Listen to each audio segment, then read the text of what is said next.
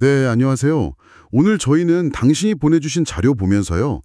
이거 정말 흥미롭다 싶은 부분을 좀 깊게 파보려고 합니다. 네, 반갑습니다. 특히 레위기 19장에 나오는 한 구절인데요, 이게. 우리가 아는 십계명이랑 연결되면서도 좀 다른 이야기를 하는 것 같아서요. 네, 맞아요. 레위기 19장 말씀이시죠? 네. 거기 보면 부모님을 공경하는 이야기가 나오는데 이게 그냥 단순히 착하게 살아라, 뭐 이런 차원을 넘어서는 것 같더라고요. 그쵸. 그 부분이 사실 레위기 19장의 핵심 중 하나라고 볼 수 있어요. 보통 우리가 십계명 떠올리면 뭐 우상숭배 금지나 살인 금지 이런 걸 먼저 생각하는데요. 네, 그쵸. 앞부분에 나오는 것들이죠. 근데 레위기 19장은 좀 달라요. 물론 여기에도 십계명 내용들이 뭐 예를 들면 부모 공경, 도둑질 금지, 우상 금지 이런 게 다 나오긴 하거든요. 네, 저도 보니까 있더라고요. 3절, 4절, 11절 이렇게요. 맞아요. 그런데 순서가 우리가 아는 거랑은 좀 다르고요. 레위기 19장은 이걸 그냥 나열하는 게 아니라 뭐랄까 레위기만의 관점으로 재해석하고 보충한다고 볼 수 있어요. 재해석이요. 그러니까 레위기 버전의 십계명 같은 느낌인가요? 네, 그렇게 볼 수 있죠. 그리고 그 시작이 흥미로운데 보통 첫 계명부터 시작할 것 같잖아요. 네. 근데 레위기 19장 3절은 너희 각 사람은 부모를 경외하고 이렇게 시작해요. 부모 공경으로 딱 시작하는 거죠. 부모 공경부터요. 그게 왜 특별한가요? 여기서 경외하다라는 단어를 썼다는 점이 아주 중요해요. 십계명 원문, 그러니까 출애굽기나 신명기를 보면 보통 부모를 공경하라고 하거든요. 네, 공경하다. 근데 레위기에서는 정회하라라는 단어를 써요. 이 경외하다는 주로 누구한테 쓰는 표현이죠? 그건 보통 하나님께 쓰는 말 아닌가요? 두려워하면서 존경하는 그런 느낌이잖아요. 정확합니다. 하나님을 향한 아주 강한 존경심, 두려움까지 포함하는 그런 단어인데 이걸 부모님께 사용했다는 거예요. 와, 그럼 부모님을 거의 하나님과 같은 수준으로 존경하라는 뜻인가요? 그건 좀 파격적인데요. 그렇죠. 상당히 파격적이죠. 그러니까 레위기의 관점에서는 부모님이 단순한 인간적인 존경의 대상을 넘어서 보이지 않는 하나님의 어떤 권위나 지혜 이런 것들을 어느 정도 대리하는 존재로 본다는 해석이 가능해져요. 하나님의 대리다라. 생각지도 못한 연결이네요. 근데 그게 또 노인 공경으로 이어지는 것도 재밌어요. 32절 말씀이죠. 네, 맞아요.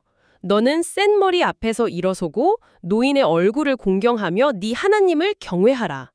이 구절이 중요하죠. 여기서도 공경하다랑 경외하다가 같이 나오는데 노인 공경이랑 하나님 경외가 한 문장 안에 딱 붙어 있네요. 네, 순서도 보면 노인 공경이 먼저 나오고 바로 이어서 하나님 경외가 나와요. 이게 그냥 우연은 아닐 거라는 거죠. 부모와 노인에 대한 존경심을 신적인 경외심과 직접 연결시키는 거예요. 왜 이렇게까지 연결했을까요? 부모님이나 어르신들을 존경하는 건 당연한 것 같지만 하나님 경외랑 같은 선상에 놓는 건 좀 다른 차원 같은데요. 그 이유에 대한 실마리를 성경이 하나님이나 예수님을 묘사하는 방식에서 찾아볼 수 있어요. 혹시 떠오르는 장면 있으신가요? 그 다니엘서에서 나오는 장면이요. 하나님을 옛적부터 항상 계신 이라고 부르면서 머리카락이 아주 하얀 그런 모습으로 묘사하잖아요. 네, 맞습니다.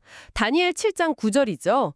거기 보면 옛적부터 항상 계신 이의 옷은 희기가 눈 같고 머리털은 깨끗한 양털 같다고 묘사돼요. 그리고 요한계시록에서도 예수님 모습이 비슷하게 그려졌던 것 같아요. 머리랑 털이 흰 양털 같고 눈 같다고. 네, 요한계시록 1장 14절에도 아주 유사한 묘사가 나오죠. 여기서 옛적부터 항상 계신 이라는 표현은 문자적으로 보면 나이가 아주 많은 분, 즉 노인으로도 번역될 수 있거든요. 정말요? 노인으로요? 네, 그러니까 성경이 의도적으로 하나님과 예수님을 아주 연륜이 깊은 백발의 노인 모습으로 그리는 경향이 있다는 거죠. 그게 어떤 의미가 있을까요? 아마도 그분들의 영원하신 지혜, 오랜 경험, 그리고 그에 따른 권위를 시각적으로 보여주려는 장치라고 해석할 수 있어요. 흰 머리카락은 지혜와 연륜의 상징이니까요. 아하. 그러면 부모님이나 노인을 공경하고 경외하는 것이 단순히 나이가 많아서가 아니라 그분들이 가진 지혜나 경험이 궁극적으로는 그런 하나님의 지혜와 연결될 수 있다는 뜻으로 해석할 수 있겠군요. 네, 그런 신학적인 연결이 가능하다고 보는 거죠. 부모와 노인을 공경하는 행위가 곧 하나님의 속성, 특히 그분의 지혜와 영원성을 존중하는 행위로 이어질 수 있다는 거예요. 와, 깊은 뜻이 있었네요. 근데 사실 요즘 시대에 이런 이야기를 하면 좀 뭐랄까 오해를 살 수도 있을 것 같아요. 부모님이나 노인의 권위를 너무 절대시하는 것처럼 들릴 수도 있고요. 맞아요. 그 점은 분명히 짚고 넘어가야 합니다. 현대사회에서 부모나 노인의 권위를 하나님의 권위와 동일시하는 것은 사실 좀 받아들이기 어려울 수 있죠. 세대 간의 인식 차이도 크고요. 그렇죠. 자칫 잘못하면 좀 권위주의적으로 해석될 여지도 분명히 있고요. 그 관계가 가지는 상징적인 의미에 더 초점을 맞추는 게 좋을 것 같아요. 이 자료들이 특히 강조하는 지점이 뭐냐면요. 네. 우리가 땅의 부모님과 맺는 경험 있잖아요. 이게 우리가 하나님을 아버지로 인식하고 그분과 관계를 맺는 방식에 생각보다 아주 깊은 영향을 미친다는 거예요. 그 경험이 긍정적이든 혹은 좀 부정적이든 가네요. 듣고 보니 정말 그럴 수 있겠네요. 우리가 태어나서 처음 경험하는 아버지, 어머니라는 존재와의 관계가 보이지 않는 하나님 아버지를 상상하고 이해하는데 어떤 기본적인 틀 같은 걸 제공할 수 있겠어요. 그렇죠. 그래서 성부, 성자, 성령의 삼위일체 개념을 이야기할 때도 종종 아버지, 어머니, 자녀로 이루어진 가정이 그 신비로운 관계를 이해하는 데 도움이 되는 유비, 애널러지로 사용되기도 하잖아요. 아, 네.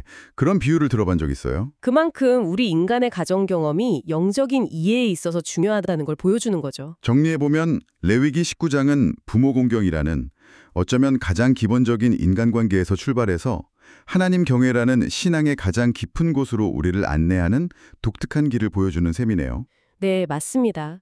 그리고 성경 전체적으로 하나님과 예수님을 연륜 있는 모습으로 그림으로써 그 지혜와 경험의 가치를 계속 강조하면서 이 연결을 더 탄탄하게 만들어주는 거고요. 오늘 이야기를 듣고 나니 레위기 19장에 새롭게 보이네요.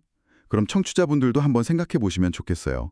당신의 가정 경험, 특히 부모님과의 관계가 하나님을 아버지로 이해하는 방식에 혹시 어떤 영향을 주고 있는지 말이죠. 그리고 마지막으로 이런 질문을 한번 던져보고 싶습니다. 이 자료들에서 강조하듯이 하나님께서 자신을 주로 아버지라는 모습으로 우리에게 보여주셨다면요. 우리가 지상에서의 가족관계에 때로는 그 안에 어려움이나 상처까지도 포함해서요. 이 관계들을 잘 이해하고 또 어쩌면 치유하려고 노력하는 것 자체가 우리의 개인적인 경험이 좋았든 나빴든 상관없이 그 신성, 즉 하나님을 더 깊이 알아가는 중요한 여정이 될 수는 없을까요? 한 번쯤 고민해 볼 만한 질문인 것 같아요.